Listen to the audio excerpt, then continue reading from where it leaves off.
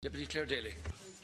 I too would like to unreservedly condemn the appalling murder of 17 French citizens last week, an act for which there is no justification whatsoever, an absolutely indefensible act.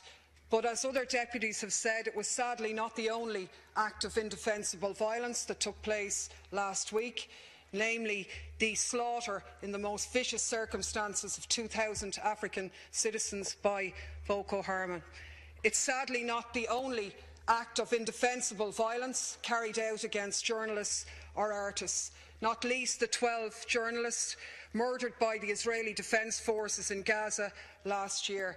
People whom the Israeli Defence Foreign Minister described as terrorists who hold cameras and notebooks. Now, I don't recall any outcry or demands for a defence of free speech and a defence of democracy in those instances. And in fact, I would take it as quite an affront that some of those who gathered on the boulevards of France were responsible for those actions and yet painted themselves as being on the side of the French people and the victims of that atrocity. And I think it's very important that in the time that we have here, and if we're really to genuinely mourn the victims of the horrific murders in France, then we have a responsibility to respond in a balanced way. And to do that, there's no point in decrying the rise of Islamic extremism and saying nothing about the circumstances that gave rise to that.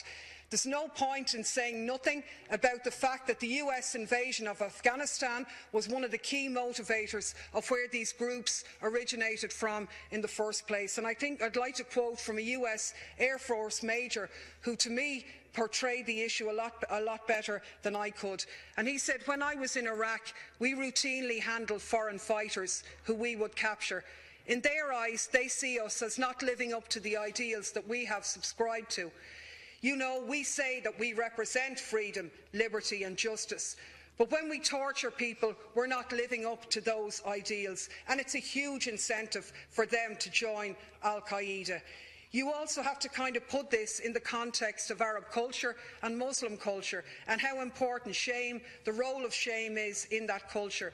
And when we torture people, we bring a tremendous amount of shame on them. And so it is a huge motivator for these people to join Al-Qaeda. And the truth is that the people in these countries who are on the receiving end of the so-called war on terror, to those people, those actions are in and of themselves a war on terror. And I do think that we need to be balanced and measured in our reply. I believe in freedom of expression and human rights, which is why I would equally condemn the use by President Obama of the Espionage Act, for example.